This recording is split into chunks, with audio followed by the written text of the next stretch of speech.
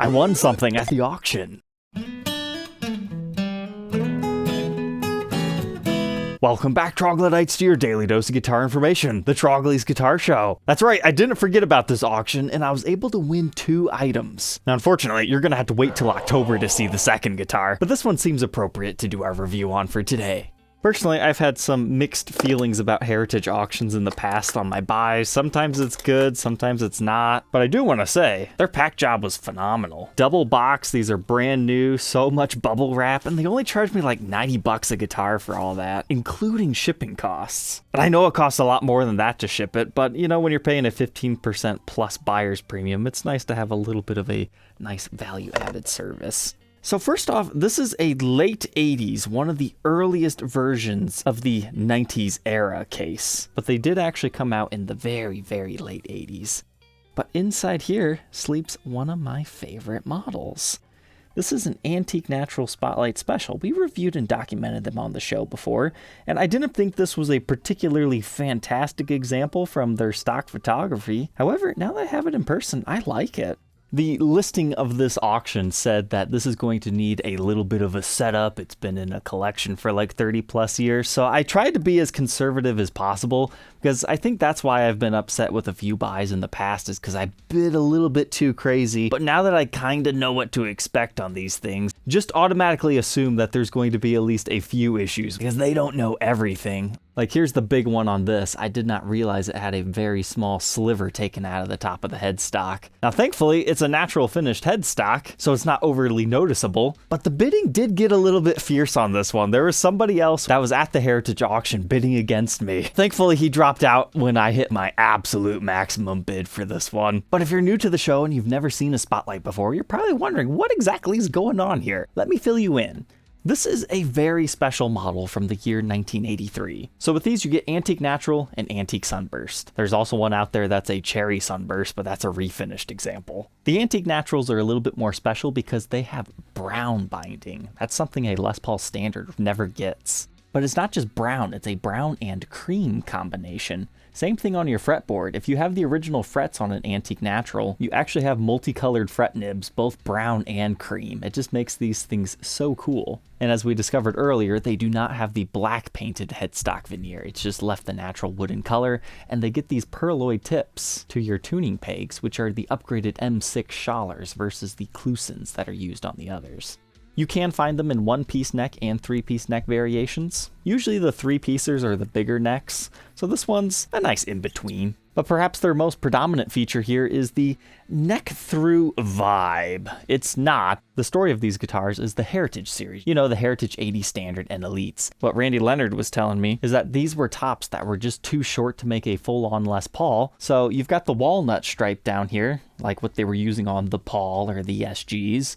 So they just slapped it on here so they could use the top, making use of what they had, and then they created something beautiful that a lot of people collect yet today. It's one of the first Gibson Les Paul series that really grabbed my attention, and in my late teen years I started to collect them and learn everything that I possibly could. But to buy my first house, I sold my Spotlight collection, then later on I ended up getting 2 of them back when I bought out a collection from someone else, but I'm hoping to get those other 3 back one day. But unfortunately, I sold those to Bill Eisner, and he's no longer with us. But I do know that they were in a Milwaukee museum for a little bit of time, but last time I put a feeler out, a few viewers actually checked it out, and unfortunately there is a Spotlight there, but it's not my old ones anymore. So maybe one day my other 3 will show up. I had a collection of Spotlights. I was able to get these 2 back by buying a collection about a year or so ago.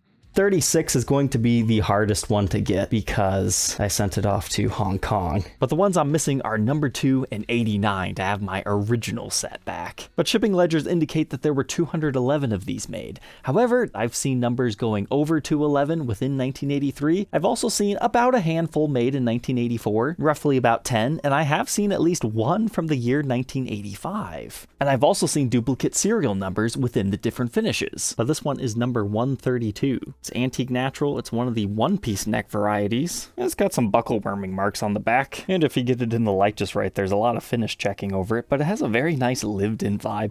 So let's go ahead and throw it on the workbench to take an individual look at its parts and specs and get it the way it should be.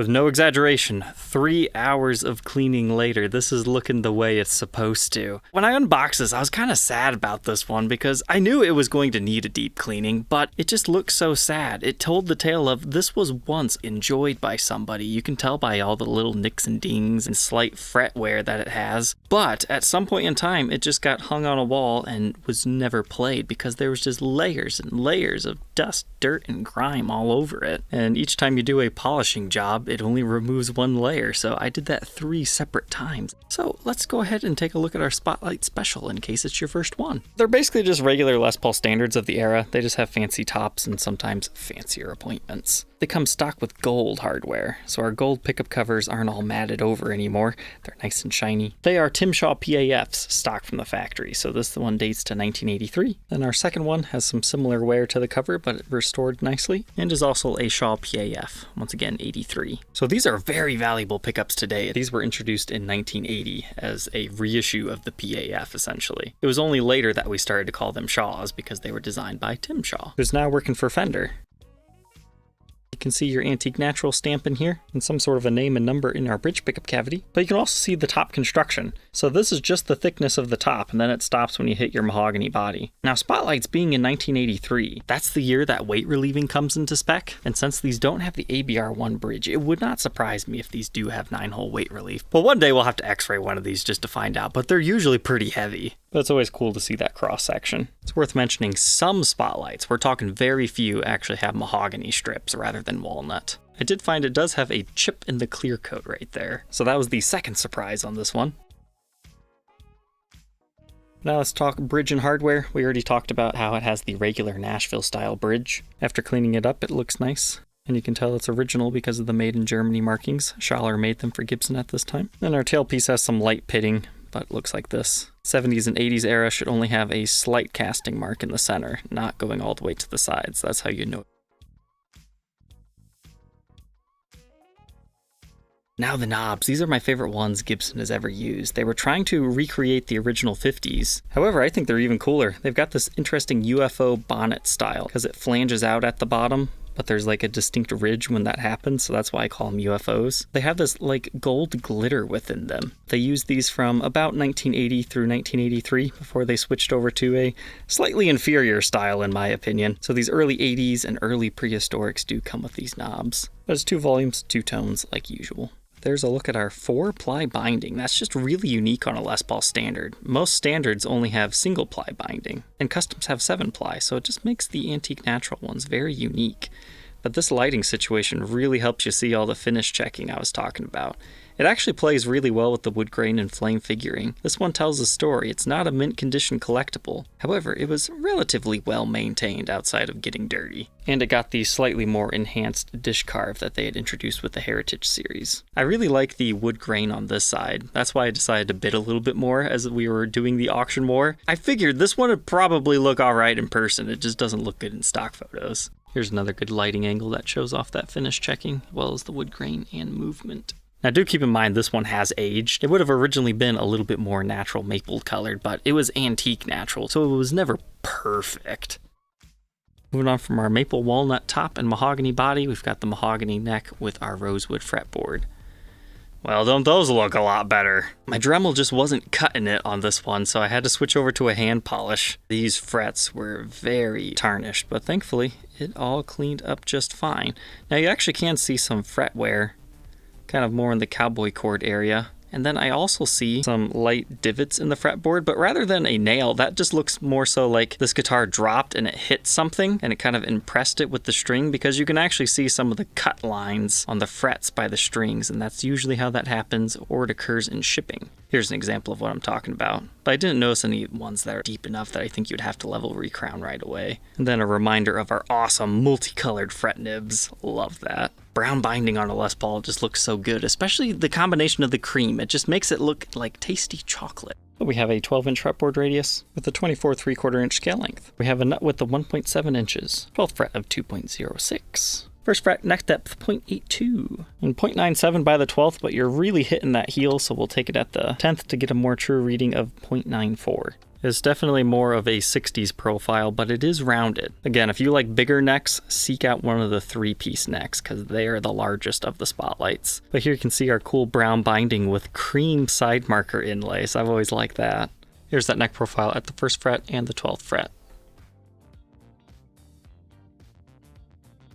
And now we're headstock. She's looking much better up here. Unfortunately, we do have that little sliver out of it, but from far away you can't really tell. But what is interesting is you can see a shadow from the truss rod cover. So that tells us this headstock was initially a little bit darker and has faded over the years. Maybe it was hitting sunlight. And when we tilt the camera like this, you can see all the nice finish checking it's got across the entire thing. Supporting that sun theory, look how yellowed over our truss rod cover is. That only happens from sun and like tar and cigarette smoke, but I don't notice any of that on this guitar. And this was my big worry. Is the neck straight? Is the truss rod good? Truss rod's fine. So that means, yeah, I'll live with a small ding. Those are those small things that I account for in my bids. Moving on to the back, this cleaned up nicely. It's got a little bit of a dancing effect to it now. There's a small area right there that kind of acts like a long bird's eye. This is what I was talking about earlier. It definitely has a history of being played, probably early in its life. It's got worming pretty much all across the back, but thankfully not a lot that truly breaks the finish. But from a couple of feet away, almost looks perfect. But now our electronics. So this is within the Shieldington era. It just sits over top of the pots. Now this one only has one screw, so I don't know if it left the factory that way or if somebody lost it at some point. Unfortunately, this is not a Leonard family created one or sound tested, but we do have quad 83 pot codes. A lot of times in these you'll find 1980 over here and then 83 in this. They date pretty early within the year. This one's the 12th week of 83, and then your volumes are the 13th week. And we've got our original ceramic disc capacitors with gold output jack plate, strap buttons in our usual locations. And here's a quick look at our toggle switch cavity. And to match our binding, our back plates are also brown. They have shielding on the back. Kind of scratched up. Now our side profile shot. So it's got thin binding in the cutaway, so it's exposing the maple top right there, and then you get to see the beauty of the brown binding. It would have been cool had they did another layer of cream right before the body, but no. They can't all be fancy, the Les Pauls. But a lot of times on these antique naturals, you'll see this splotch of grain fill everywhere. They had a very unique yellow grain fill in this era. You come to appreciate it. So it's nice that this example really isn't too splotchy, except for in this one area of the neck. Well, that's nothing to worry about, but we do have some sort of a ding right there. How do you even manage that? Maybe some sort of a strap. But if you're a fan of really tight wood grain that doesn't move, this is definitely the neck for you. I mean, that's some of the tightest grain I've seen on these Spotlights. Here's another splotch of that grain fill as I was talking about. But our tuner's cleaned up okay. And you can see our perloid tips and then our serial number, 83132. The top of the headstock definitely got chewed up a little bit. Now, just for fun, we'll do a quick blacklight test. Everything's looking good on the back. Actually, really, really good. Pots are looking all right. Everything looked untouched in there to me. Moving up the back of the neck, I don't even see any lacquer wear on this. And thankfully no stand rash. I thought for sure we'd see some of that with the way that there was dust caked on this thing. Everything's looking good there. Edges are glowing evenly. Same is true over here. Headstock helps reveal this had you not seen it earlier, as well as our minuscule little ding down here. That is one evenly beautiful example. I noticed while playing this one something that looked like a crack in the side of the headstock. So I go back and look at it under blacklight. Yeah, the finish definitely does look a little bit disturbed right there. So unfortunately, not a flawless example.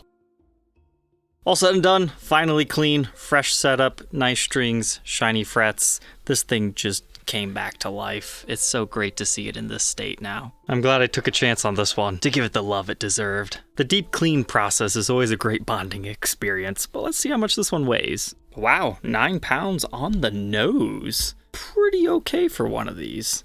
One of the lighter ones I've had. Let's go ahead and hear how it sounds.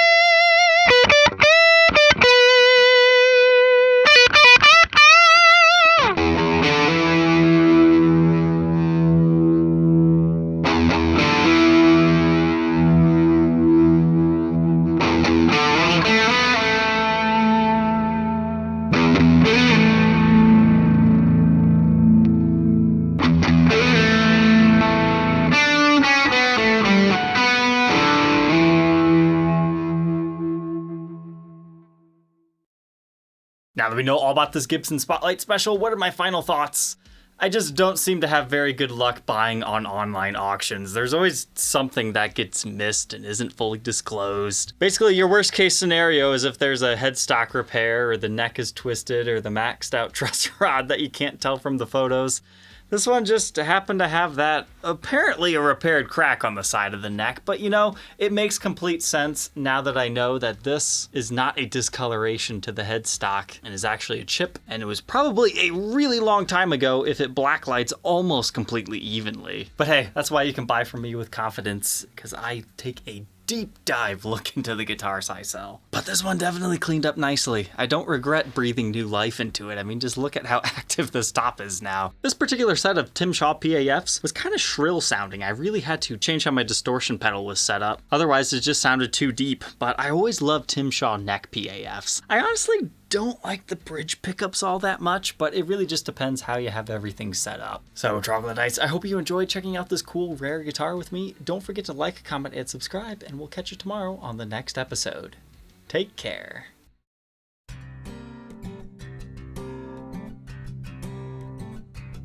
If you enjoyed tonight's episode, consider subscribing. I post videos like this every day. And you might even enjoy this next one.